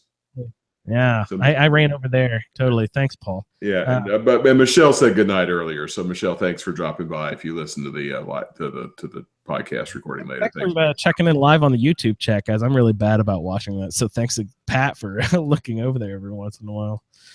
Really bad. Thanks, Paul, for chiming in. Note in the Ape House. I think that was one of the earlier when we were talking about the Ceto stuff. I think that's where you find some of the background information on Ceto. I think shows up. A bear cave. You actually enter. What is it? Maybe from getting one section to the other, or maybe getting out of one of the sections, you have to go through like a storm cellar door and go through the back entrance to the bear caves. And then when you go through, there's just like this giant Yao Guai waiting to feast on you down there. Yeah. Giant bear cave that you had to go through too as well in the Safari Adventure. So I have a question. The Safari Adventure then, is it correct then you were saying the gator claws were grown and made there? Is that? Yeah. They were an experiment made by scientists, and the experiment ran amok, shall we say. Now, that is the death claws a totally separate incident? Did that happen naturally in the lore of the game, or is they were made by, was it Enclave scientists or? Okay. And they're Jackson's Chameleon. Jackson's Chameleon. Yeah, Pat actually nailed that trivia question on the previous King of the Bunker Hill trivia challenge. Because I'd initially thought these were just radiation or mutations naturally happen. I didn't realize these were tested, created. But most of the things you see in the way are quote unquote natural. They happen without intervention. But there's the in Fallout New Vegas, there's Cazadors that were created by stupid scientists, and then there's the Gator Claws in this game. So there's definitely a few things that were created by or actually the biggest one actually is super mutants. Super mutants were created were man-made. There's lots of stuff that seems to be man-made, like the Death Claws, the super mutants, the Gator Claws. Radiation did like the ghouls and rad stags. Yeah, I think Yao Guai are supposed to be natural. They're like quote unquote natural from the radiation. I think there's some of the other ones like mole rats. Some of those I don't know they've ever said that those were anything other than kind of natural. I was about to say mud crabs. Wrong game, idiot. Mud crabs. Mirelurks. Yeah. Oh, yeah. Mirelurks, totally. Yeah. The from the Dark Crystal, of course. Yeah. And then, so what makes the difference between a ghoul and a feral ghoul? How did that differentiate in the lore? Well, ghouls. And Pat, of course, knows much more than me because he's played more of the games than I have. But as far as I can tell, ghouls have changed into they were normal people, but radiation had changed them into ghouls. But they have something in their blood. They have a genetic thing that prevents the radiation from actually killing them, and it just prolongs their life. Well, if they can live a very long time as a normal ghoul, but sometimes it's almost like a virus will just rot their brain so much that they just basically lose consciousness and then just start attacking anything that is not also. Yeah, I think that's it. Is it? I think the implication is that some ghouls just kind of over time go feral, whereas others maintain lucidity the whole time. Yeah. Yeah, it's I'm a synth sympathizer, but I don't know where I stand with the ghouls. I don't know. Yeah, Can they be trusted? Will they turn on me? Yeah, I think I think it's to me, I think it's fairly clear the game seems to sympathize with intelligent ghouls, and I think that's been pretty consistent. I mean, that when they've made intelligent ghouls generally pretty sympathetic in all the games. So when you meet Maura Brown, when you meet Raoul in Fallout New Vegas, there's a lot of intelligent ghouls or non-feral ghouls that are kind of fan favorites. So I think there's a pretty high acceptance rate for non-ferals. And I wish that that was one of the races that they let you choose to start the game. Yeah, that would be awfully fun to be able to play a ghoul. Yeah, I'm sure there's mods that allow you to do that. There are, and excuse me, I don't know if you guys remember, but Jeremy probably doesn't. But Andrew, we talked about it a little bit. I tried playing a ghoul at first, but just a few levels in, I started losing frame rate, and I just felt like it was not going to be a good experience. So I bailed out and did not stick with the ghoul character. I just don't think it would have been smart to try to play it for the roundtable. And if you don't play in third person, who really cares what your character anyway? Because it's not like the NPCs will have like built-in scripted reactions like, "Oh, get away, ghoul face!" Like they don't automatically change. Yeah, I think that would be a really nice addition for a future game, is to be able to play as a ghoul. I don't think that's ever been in the base game ever. Oh, and by the way, way too late in the show to get into it, Andrew, but at some point we're going to have feelings about the Creation Club. I don't. You'll have to explain. So I think this was something announced at E3, and I haven't watched. That's right. I mean, so the VR the VR announcement was sort of re-announced, but what they did was they announced. I think I had that name right. I believe it's Creation Club. It's effectively Creation Club. Yeah, it's good. It's applicable for both Fallout and Skyrim, Fallout 4 and Skyrim. It's basically the paid mods thing, but with a little different twist on it, and it's going to be more sort of official DLC, official mods. I guess it's kind of a hybrid between mods and DLC. And I have not read it. I don't want to take us off on a tangent because I haven't fully gotten caught up on it either. But I think we're going to have feelings about this. So I think we should. That's definitely something we should schedule some time on one of the future shows to talk about.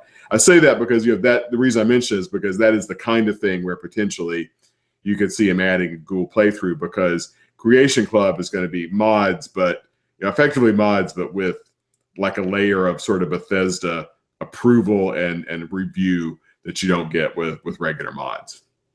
The one key thing in terms of for those on the show and in the audience who are achievement whores, achievements will be valid with Creation Club, which is different from mods. So so that's definitely that. Plus, of course, there's the whole VR announcement, and I'm not fully current on the VR situation either. Yeah. So a few, nothing major. No, certainly no major new titles, but definitely some news of interest coming out of E3 from the Fallout universe. Paul chimed in and said they will release the PID mods later this summer.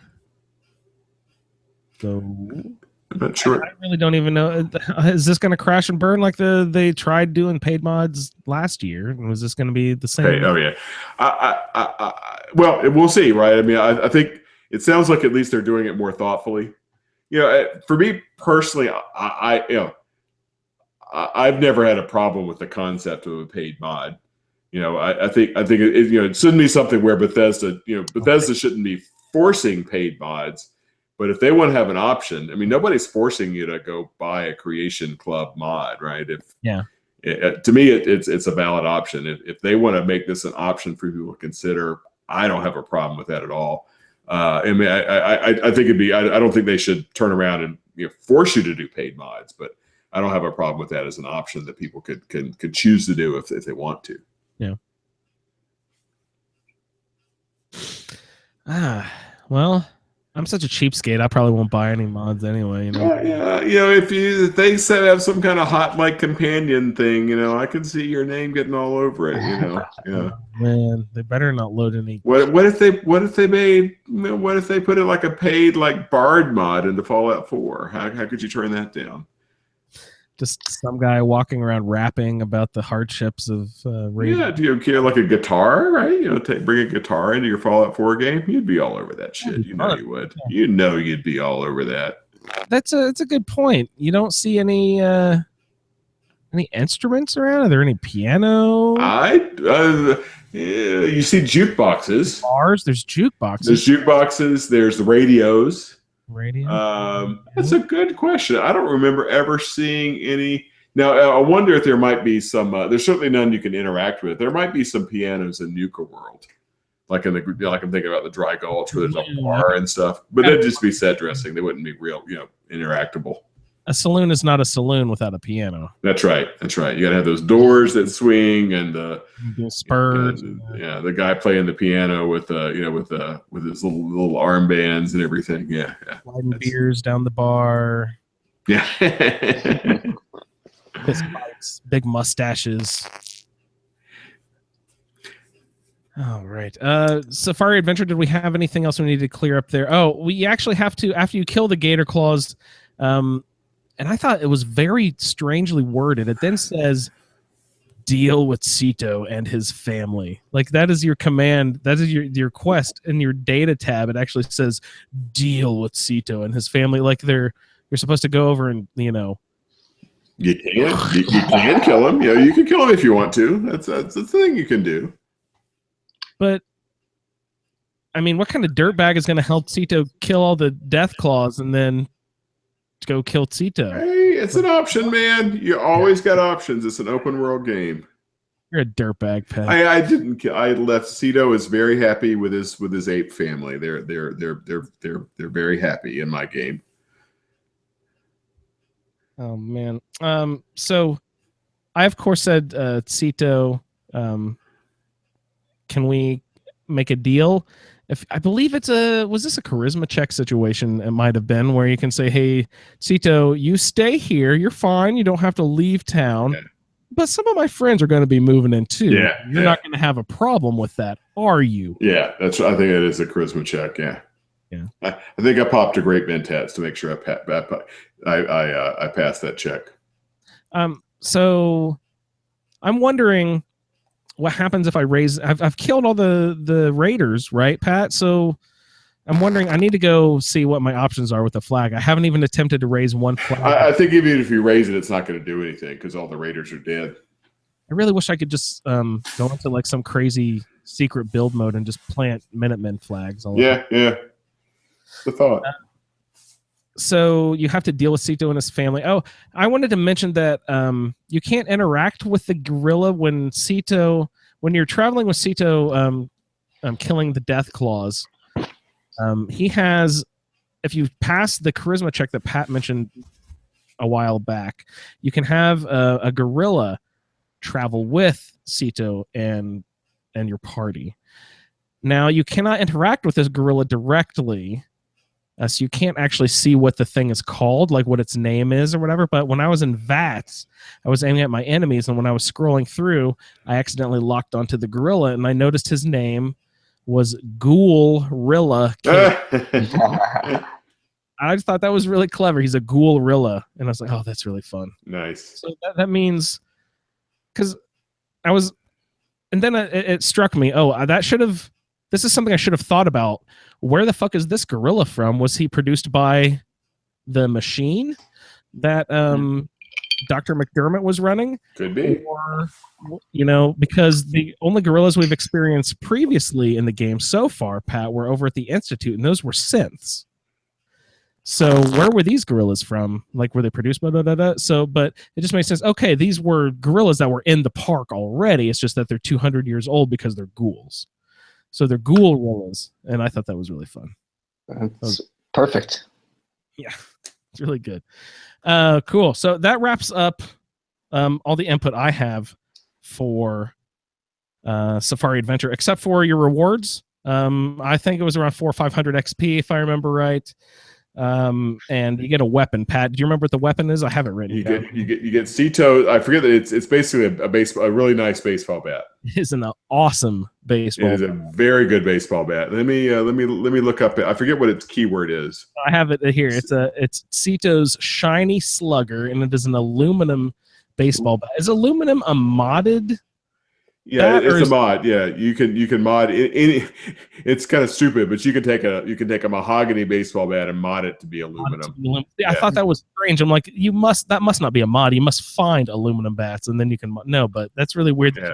It has the same legendary effect as Kellogg's gun. Exactly. It's that's what I was saying. That it was going to come up later in the episode. You have Cito's Shiny Slugger, which refills all your AP meter on a critical hit. And it has the Relentless legendary effect, and it has a spiked rocket, sort of like a super sledge. Yeah, and that spiked rocket thing you can put on any baseball bat. Yeah. So, and with my all of my strength and everything that I have pumped up, this Shiny Slugger is doing 119 damage per swing. Nice. So that's a pretty effective melee weapon at this point for me. I know people get guns that are in like 300 and stuff like that, and that's just ridiculous. I think the biggest single hit is a baseball bat with the super sledge, the rocket mods and everything else. That you can get some pretty crazy damage coming out of those. What's the most damage? I mean, not like mini nuke, but you know what I mean. Like, is there a 400 damage one shot gun or melee weapon out there? I have not used Gauss rifles very much. I would bet it's probably Gauss rifle, which is I think is supposed to be sort of the gold standard if you want to do your most damaging single shot. But I have actually not done a Gauss rifle playthrough. I've carried one around for a little bit here, and I modded it as much as I can. Granted, my science isn't super high. I need to invest a few more perks in that so I can get better like energy weapons and stuff. But my Gauss rifle, even not modded that high, I think was already doing like 190, 200 damage. So those, yeah, I think you're right. Those Gauss rifles can get pretty outrageous pretty quick. Yeah, let's see. Base damage for Gauss rifles 110, but I think that's just purely base without any rifleman perk or anything. Good Lord. That's a powerful rifle. Well, Pat, it looks like we've covered our quest, unless you have anything else you'd like to add for those. No, we got one little note we gotta take care of, but yeah, Jeremy, anything from you in terms of Nuka World quest? Anything else you want to share in terms of playthrough?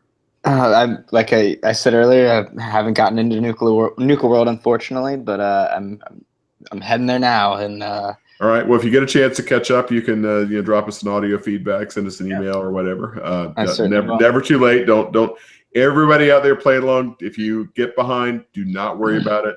Skip it, play along later or whatever. Just have fun with this. Use the Roundtable to challenge yourself a little bit to do something different, but most of all, have fun. We don't want anybody playing a character they don't enjoy or doing a quest that's not fun. So to definitely have a lot of fun with it. Yeah, I know it's getting ahead of it, but I'm looking forward to hearing what people have to say about these next round of Tales quests. The house that Bruce built, I think, was my favorite one so far. Yeah, it was pretty good. Yeah. I really liked that one. Yeah. So actually, when we jump, go ahead and so next time on the 22nd week from today, we'll be featuring 3 Tales quests. The one that Jeremy just mentioned, the house that Bruce built. You can find that. In bowling alley over by East City Downs. Remember, East City Downs is the vanilla location where the robot races happen.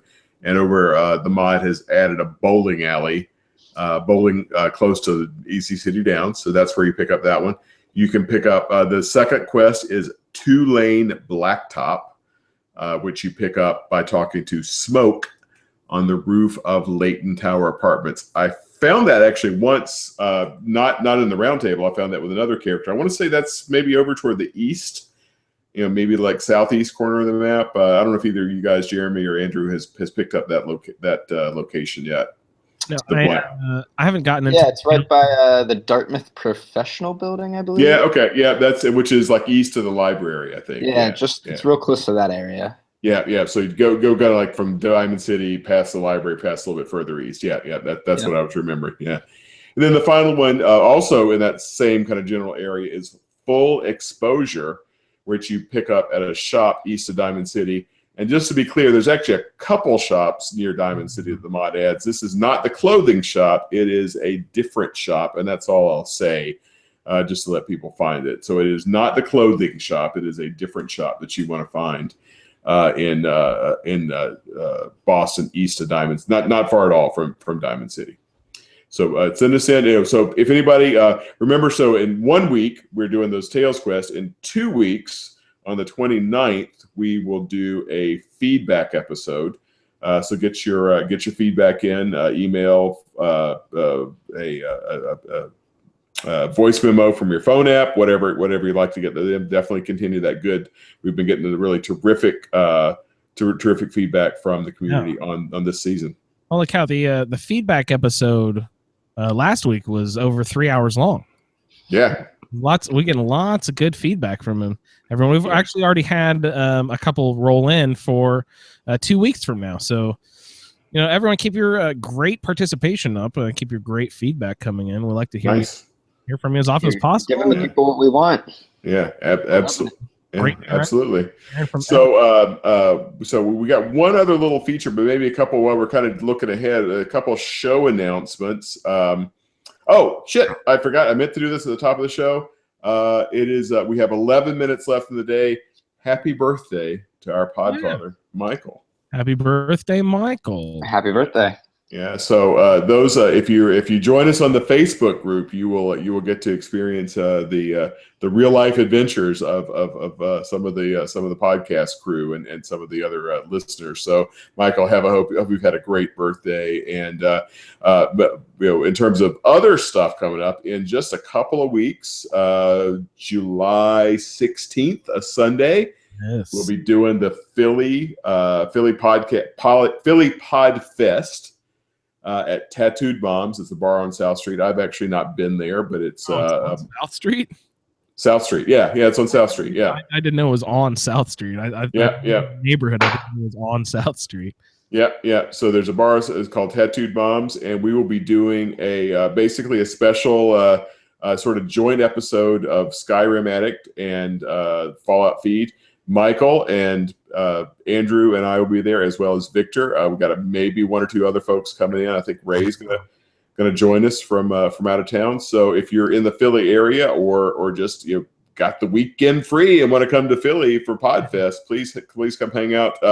Our show at Tattooed Mom does not have an admission fee. I think there are a couple bigger name podcasts that are doing admission fee events. So check that out online. But we're looking forward to that. And Andrew, I guess we got a little Indiana pod activity going on as well. The week before the Philly Pod Fest, there is a festival here in Indianapolis. We do not have a podcast festival per se, but we do have the Indie Pop Fest, which is sort of your general pop culture fest. Indianapolis. The main nerd thing that we've been known for a very long time is Gen Con. Pat, you're very familiar with Gen Con, right? Yep. It's you would say it's like a board game and gaming, tabletop gaming. Yeah, it's a huge convention. Yeah. Gaming convention of all sorts of games, not just tabletop, but all kinds of different games, anything you can imagine. Gen Con. But now they've added in more recent years the Indie Pop Fest, which is it branches out to more general pop culture, Comic-Con type stuff. Indianapolis isn't nearly as big as any of the New York or San Diego or anything like that, of course. But we're a small, but probably one of the bigger cities in our area. So we're trying to have our own little convention of pop culture. But this year, or last year, was the first time they did it. But they have added a podcast awards section of the Indie Pod Fest. So they're asking for podcasts that are produced in the state of Indiana, which this one is, to submit a 15-minute clip package to be considered for a podcast award for the Indie Pod Fest. So what we want to do is ask our listeners if there's anything that you could remember, any really good, memorable points of the podcast, anyone who's sort of like binged the podcast recently. I know a lot of people sort of discover the podcast later in the life, and then they sort of listen to 20, 30 episodes in really quick succession. If there's anything that you can remember that stand out from any of the episodes, and you can give us a tip off on what episode number that would be. We'd love your guys' suggestion as to what some really good audio clips would be that we could send in for consideration to get some sort of award. We're just a little private for fun podcast. We're not making any money. We're not trying to be professionals here. This is just for fun. If we win some sort of it won't be an award. It'll be more of like an acknowledgement of, hey, you guys, you do a podcast, good for you. So we're just looking to submit and have fun. But if you guys would like to give us any suggestions, we'd love to have them. Submit any of your clip ideas to thefalloutfeed@gmail.com. Thank you. And in that theme of feedback from listeners, we certainly want to maybe the last thing we'll do this evening on the show is we will check in with Denny's Podcatcher Review Corner, which is a feature we have every week where Denny will choose, carefully select, and read Denny will always, it's always Denny doing this. It's never anybody other than Denny doing this Podcatcher Review Corner, where we'll highlight a review that we pick up from iTunes or anywhere else. We're mostly we're looking at iTunes so far. So this is a review that's actually almost 2 years old, from listener Tom. 12345654321 is the listener here.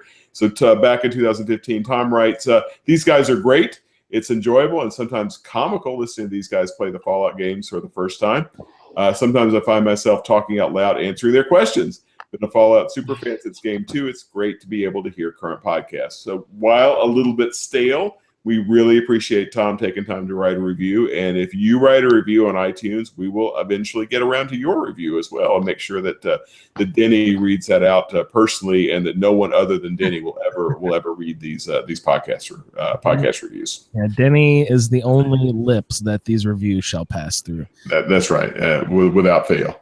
We're just going to pull snarkily the curtain back here and say, like, Pat, the whole point of this is to get more people to review the damn podcast. Is it working? Have you noticed? Are there any new reviews in the last? I haven't noticed an influx review. I think we got one a couple weeks ago, a month ago, and we appreciate every one of those. And and I think you guys, a lot of people on the show listen to a lot of podcasts. You probably hear this from your other show. You always hear from other shows too, like they're always harping on everyone. Hey, go to iTunes, give us your 5-star review, and da da da da da. But seriously, go to iTunes, give us a 5-star review, and da da da da da. That was on my to-do list this week, and my week's been running out. But we always appreciate the support, Jeremy. So, at the risk of losing Pat a 12th time for. We will go ahead and wrap up the show. Jeremy, I would like to extend my warmest thanks for coming onto the show this evening. It was great to have you. This was your first podcast experience, I believe, was it not? Yeah. Being on one, I'm a big podcast consumer, but never been a part of one. I appreciate you letting me come on. I know I didn't have too much to talk about with the Nuka world, but I still love to listen to you guys and chime in where I could. But thank you so much. It's great to have people to ask questions because that helps us, actually talk about the game. We sort of blow over facts all the time, just assume everyone knows everything, but it's great to have someone who is there to ask questions because it makes us slow down and actually talk about things and explain things further. So it's bad of us to assume that everyone knows everything about the game. So I know that especially Sarah, who just joined on, we heard some feedback from her last week too. She's just a brand new player. She's never played the game at all. She just picked it up last week, and she's already like blasting off, Kellogg, and like she's 20 hours into the game already, and like killing stuff that I didn't do in the first, 2-3 weeks that I was playing. She's blowing me away. But Sarah, I'd like to hear from you again. If you'd like to send in more feedback, that'd be really awesome. Jeremy, you please. You've been really dedicated and great with your feedback. Keep it sending in. And Lee's been great so far this season, and Ray and Paul and everyone else. So thanks everyone so much for your dedicated feedback. We love hearing from you. Yeah, I'm sorry I'm having so many connection issues. I don't know when I'm dropping out, because it's taken a long time for me to realize I'm dropping out. I can just keep talking, and sorry about that, guys. No, any last thoughts, Pat? No. Appreciate Jeremy. Thanks for fun to do the show with you. Andrew is always a great time, and look forward to connecting. Andrew, I'll catch up with you offline. I'm not sure what my schedule is going to be next week. We've got a trip out of town, but I'll catch up with you. I think I'm going to be able to record, but I'll have to catch up with you and let you know for sure. No big. Absolutely. Yeah, so we'll check in with everybody next week. I don't believe there's any other announcements. If you need to do any shopping on Amazon, just a reminder, go to asapodcasting.com, click through our Amazon link there. You can also check out any video gameplay that we do.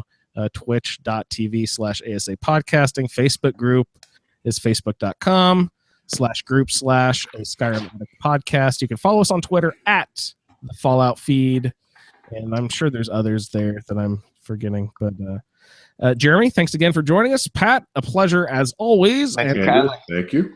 We will see you in the wasteland. Bye, y'all. Later. Thank you for downloading this episode of the Fallout Feed Roundtable.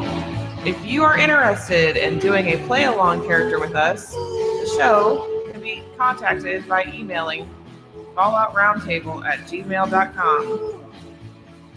For the Roundtable schedule, our Amazon link, and all other show information, please head on over to asapodcasting.com, where you will find the Fallout Feed, a Skyrim Addict podcast, our YouTube channel, the Chatterbox, as well as other content. Once again, thank you for downloading, and we'll see you in the wasteland.